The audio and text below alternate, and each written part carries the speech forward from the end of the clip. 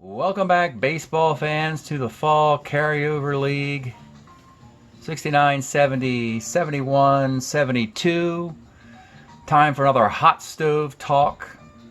This will be the third one in the series. We've done the first two, I should say. We talked about the Rangers maybe making a deal for Frank Howard.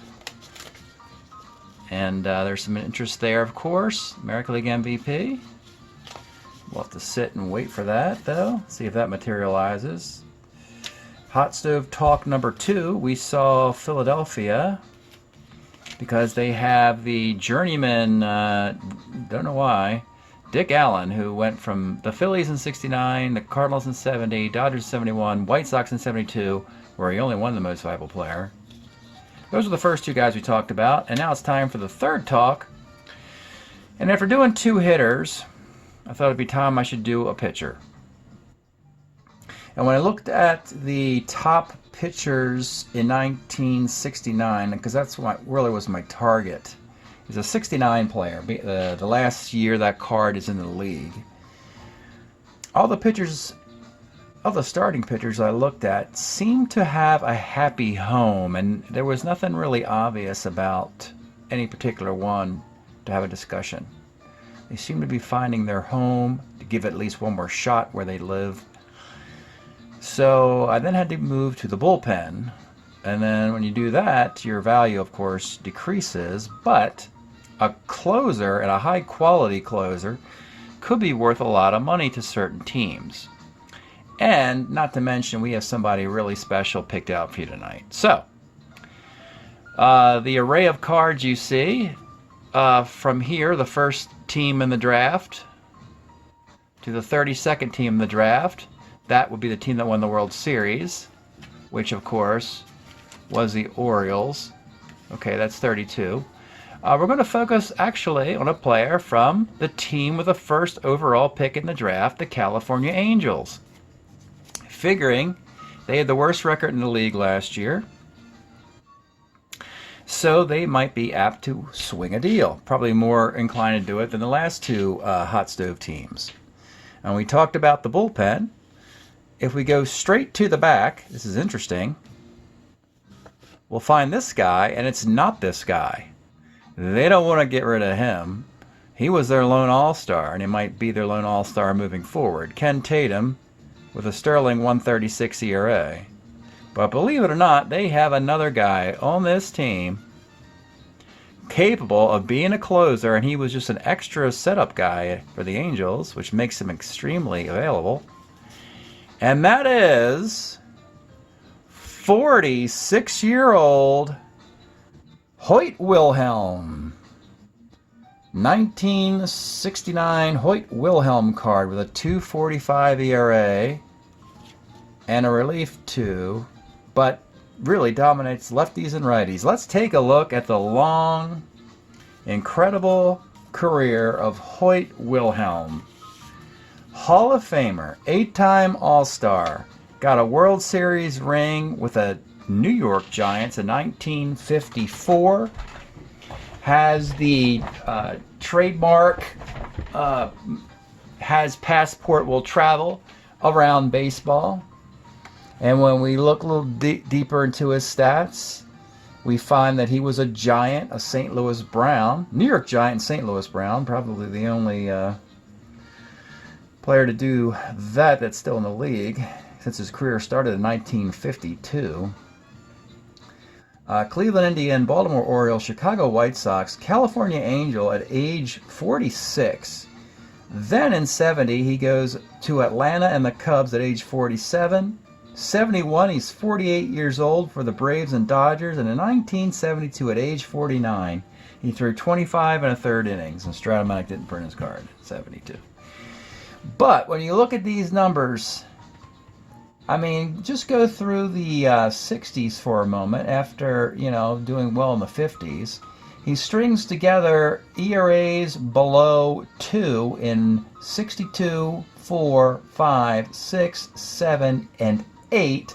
And here it's 1969.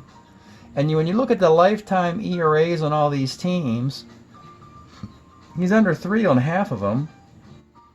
And when you look at, the Braves, Dodgers, that's right near the end of his career anyway.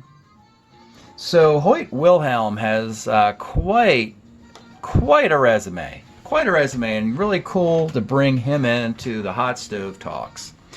So when we're looking at a closer, we're looking at a team who obviously wants to go to the playoffs, win a World Series, and for some reason or not, their bullpen is not what it needs to be to close out games, and they've been losing a lot of one-run games, etc., and so on. In other words, they have everything else. They have good starting rotation. They got a good offense. They got good defense. But the missing ingredient is a closer. So let's start by going back to the most successful teams. And the first team would be your defending champion Baltimore Orioles. Now, if you recall the Orioles from the Summer League, we talked about how they got to and won the World Series was with a starting rotation and Dick Hall. They basically used a 17-man roster because they didn't like the other 3 guys in their bullpen. So they relied on the starting pitchers getting into the 7th and 8th inning, and Earl Weaver would occasionally get on the phone and call Dick Hall in to finish the game. When you look at Baltimore's pitching, Cuellar, of course, Crazy Horse is coming back, Palmer's coming back, McNally's coming back. They have the 4th spot in the rotation is currently open, but they expect to put Pat Dobson, 71-20 game winner there. So the bullpen is pretty much the same as it was last year. Ron Taylor, not his great year in 69, but a kind of mediocre year in 70. This Don Eddy guy, who they didn't even trust in the postseason whatsoever, even though he had a 2.35 ERA, he had an incredible number of walks. And here he is, Dick Hall, been given the task of closing out all of Baltimore's wins, which would be a lot. So that's a lot to ask on one guy. It'd be nice if he had a partner out there, such as Hoyt Wilhelm and Dick Hall, working in tandem for the Orioles to get back to and win back-to-back World Series titles. Well, that's all fine and dandy. The only problem with that is you got to give somebody up in return.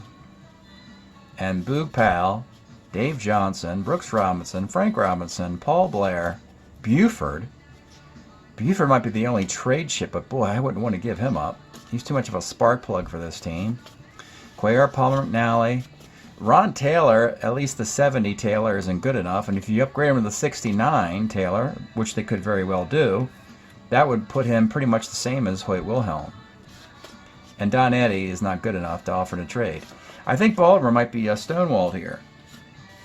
But what's interesting in hearing that discussion is that who did Baltimore play in the World Series?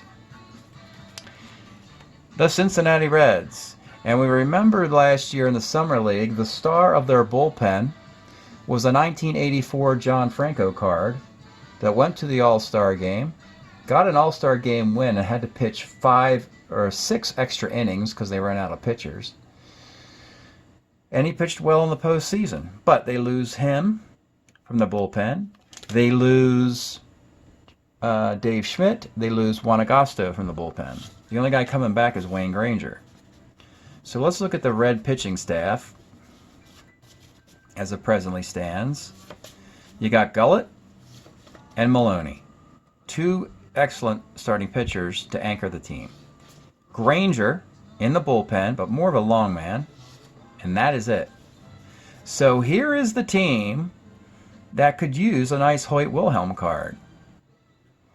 Interestingly, the Reds would eventually have Clay Carroll and Pedro Bourboin. And we know about all the Reds of Sparky Anderson would have a lot of starting pitchers in the middle part of the 1970s. But right now, they could be searching for a closer. Is there an obvious trade guy that the Angels would want? Well, Pavlitek is a guy, but he doesn't have a lot of value, but he'd be dangled in the deal. Obviously not Bench or May. Helms is still going to hang around until Morgan and Helms get traded to each other's teams. Tony Perez, forget it. Bernie Carbo, spark plug here too. And 365 at-bats, 21 homers. That's not the type of guy you give up on. Here's a guy, Billy Conigliaro, that they would get rid of. And that's a decent card for an outfielder. And he's a 2 in center field. That's interesting. These are interesting numbers. And if you're the California Angels, you really could use defense. This would be a good chip, believe it or not, for the Reds. Because Bobby Tolan's in center field, and Rose is currently in the outfield until he eventually changes position. So if you got the talk started by saying, hey, here's a couple guys. We can give you a nice catcher versus lefties or first base against lefties, plus a really nice center fielder, and we'll throw in a draft token or a draft pick. That's not a bad way to get a conversation started, at least. And when we look at the Angels, about that center field position, we were talking about how they only have 2 outfielders. One's Alex Johnson, who can't really field, might be better off as a DH, and about the idea of trading Jay Johnstone too. Also, Phil Roof's a lousy catcher from 70. So that's a pretty interesting trade idea. It's hot stove, so I'm not going to consummate the trade. Pavlitek is a 69 card, and Conigliaro is a 70 card. A 69 and a 70. Wilhelm and Roof, if we look at these guys again, 69 and 70. This clear trade is looking pretty good right now. It's just a question of a draft token or a draft choice from the Reds. And again, in the case of the Reds, do they really need Hoyt Wilhelm if they have some relievers coming along? But the Reds can certainly pony up something. And that would, again, keep Baltimore from improving their bullpen. The next team in the League Championship Series last year were the Giants, and they have suddenly a need for pitching because they have Marichal. They traded Gaylord Perry for Sam McDowell to go righty-lefty, and they have a lefty closer, Steve Hamilton. But they could use a stud right-hander in the bullpen, so they have to find an offensive player that the Angels might want. Well, again, as far as ponying up a catcher, we talked about, boy, that's the catcher to pony up. Dick Dietz. I don't know if the Giants would want to give him up for Wilhelm. Fran Haley, though, is pretty good. He hit 280. McCovey's not going anywhere. Ron Hunt. They have Sandy Alomar in California. Jim Hart's a liability defensively at third. That would be an interesting spot. 70 card. Hal Near defense. Obviously, Willie Mays isn't going anywhere. Ken Henderson, do you want to let him go this soon? I don't know if they really want to let him go this soon. That's a tough ask right there. And we'll do one more team. Oakland, I think we can skip because we know we have Raleigh Fingers coming back to this bullpen. And they have Bob Locker. So we're going to skip them. We know Minnesota's going to have a great bullpen with Peranowski, Williams, and Reichert. The Dodgers have a good bullpen. I guess I could look at the Rockies, though they don't really give a crap too much about how good their pitching is. Yeah, the Rockies don't really care about how good or bad their pitching is. They have Jim Shea. Well, they don't. Yeah, they got Mel Queen anyway. Nah, they're not interested.